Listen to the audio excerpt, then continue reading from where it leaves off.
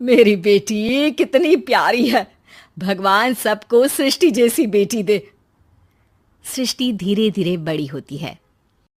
एक दिन सृष्टि की सहेली कहती है, तू दिखने में कितनी अजीब सी है, लेकिन मैं जानती हूँ हम सब में सबसे अच्छी शादी तो तेरी ही होगी। तेरे पापा अमीर जो हैं।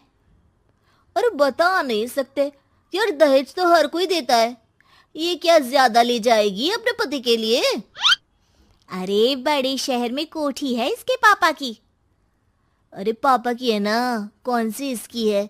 इसकी होती तब तो कोई भी लड़का इससे शादी कर लेता। अरे पापा की मतलब पापा की है तो मेरी ही है ना। किसने कहा? अब तेरी तो तब होगी ना जब तेरा भाई ना हो। वैसे भी शादी के बाद सारी प्रॉपर्टी भाई के नाम होती है। सृष्टि समझ जाती है कि उसे किसी भी हालत में माँ बाप की सारी प्रॉपर्टी को अपने नाम करना है, लेकिन कैसे?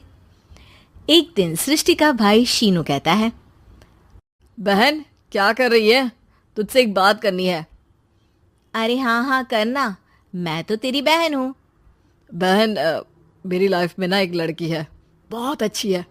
मैं सोच रहा हूँ माँ और पापा से बात करूँ शादी के लिए। सृष्टि को समझ में आ जाता है कि भाई की शादी होते ही भाभी उसे एक दिन भी घर में बर्दाश्त नहीं करेगी। क्या बात है भाई, बताना कौन है वो? यार वो बहुत अच्छी लड़की है, पढ़ी लिखी है, मेरे साथ जॉब भी करती है। बस एक प्रॉब्लम है। हाँ प्रॉब्लम? क्या प्रॉब्लम है भाई? यार वो शादीशुदा है, लेकिन उसके पति ने उसे सिर्फ इसलिए छोड़ दिया क्योंकि उसके माँ बाप दहेज नहीं दे पाए। सृष्टि ये सुनकर न जाने क्यों खुश हो जाती है। अरे भाई तो क्या हुआ, लड़की तुझे तो पसंद है ना? शीनू को लगता है कि बहन उसे समझ रही है। वो इस बात से अनजान होता है कि उसकी बहन की मंशा पूरा घर हड़पने की है। सृष्टि अपनी माँ से कहती है, मम्मी मुझे तो बहुत चिंता है। पता है शीनू क्या कर...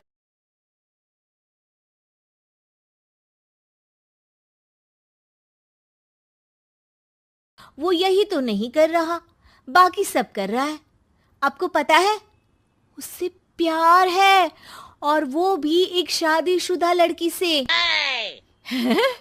ये क्या हो गया? मैं सोसाइटी में क्या मुंह दिखाऊंगी? अरे तेरे पापा तो यही कहेंगे कि मैंने ही उसे बिगाड़ दिया है। माँ देखो, मेरी बात मानो, पापा पर भी विश्वास करने की जरूरत नहीं है। अब आप ही बताओ, पापा इतनी देर घर के बाहर रहते हैं क्यों, बोलो? अरे बेटा वो तो नौकरी करते हैं ना।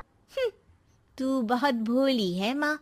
पापा का ऑफिस तो 7 बजे खत्म हो जाता है, लेकिन देखो कितनी देर से आते हैं। अरे नहीं नहीं बेटा, ऐसी कोई बात नहीं है। सृष्टि माँ को एक औरत से बात करते पिता की फोटो दिखाती है।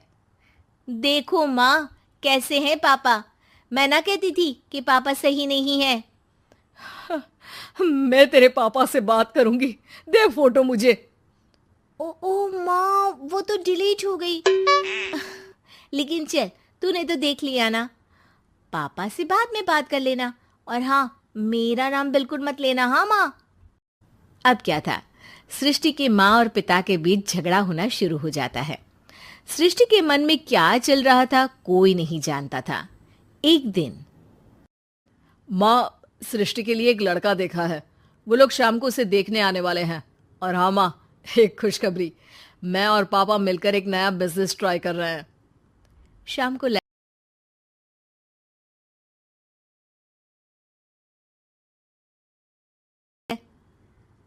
लड़की का चेहरा तो कोई खास नहीं, लेकिन अगर मेरे बेटे को आप लोग सेटल कर दें तो मैं उसकी शादी आपकी बेटी से करवा दूं। सृष्टि को लड़का बिल्कुल पसंद नहीं था। उसे भाई पर गुस्सा आ जाता है। लड़के वालों के जाने के बाद कहती है, माँ देखा, शीनू मेरे लिए कैसा लड़का लेकर आया, न दिखाने लायक न सुनने लायक, सेटल भी नहीं, वो भी हम करे। अरे माँ मैं जानती हूँ ये मेरी शादी किसी भी घर में क्यों करवाना चाहता है। अरे कैसी बात कर रही है बहन? तूने तो देखा ना, लड़के को मैंने ही मना कर दिया तुझसे शादी के लिए। जिसने लड़का बताया था उसने उसकी बहुत तारीफ की थी। बात आई गई हो जाती है, लेकिन सृष्टि का मन शांत नहीं होता। क्या करूं, कुछ समझ में नहीं आ रहा। मेरी शादी हो गई तो ये लोग पूरी प्रॉपर्टी शीनू के नाम कर देंगे, मेरे हाथ तो कुछ लगेगा ही नहीं। तभी सृष्टि को आइडिया आता है। वो किसी वकील को फोन करती है। जी देखिए, अगर आपके मम्मी पापा का तलाक हो जाता है तो आपके पिता की आधी प्रॉपर्टी आपकी माँ के नाम हो जाएगी, फिर उसे वो किसी को भी दे सकती है। सृष्टि अब माँ को बेटे के खिलाफ भरती है। माँ, शीनू पर नजर रखा करो, वो जिस लड़की के प्यार में है ना वो शादीशुदा है। यहाँ आएगी, सारा पैसा रुपया जमीन जायदाद सब हड़प लेगी। पापा का भी हाल तुमसे छुपा नहीं है। ऐसा ना हो कि मैं और आप एक दिन सड़क पर भीख मांगे। हे भगवान, मैं तो जीते जी मर जाऊंगी अगर ऐसा हो गया तो। ऐसा हो गया नहीं माँ, ऐसा ही होगा। अभी समय है, आगे का सोच लो। मैं तो कहती हूँ पापा से आधी प्रॉपर्टी लेकर अलग हो जाओ।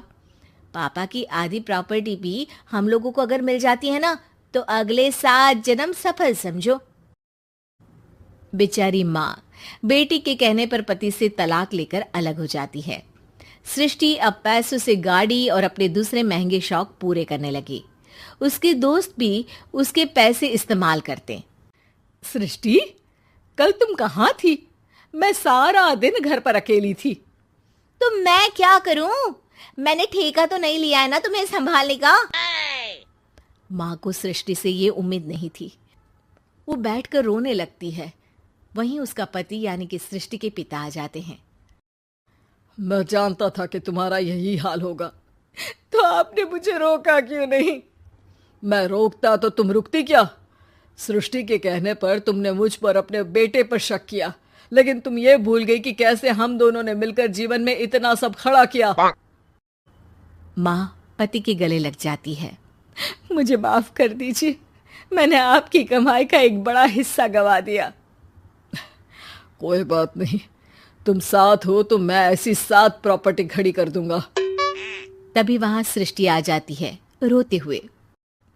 माँ, मयंक ने मुझे छोड़ दिया। वो बोल रहा था जब तक मेरे पास पैसे थे तब तक ही वो मेरे साथ था। पापा, माँ, मुझे माफ कर दीजिए।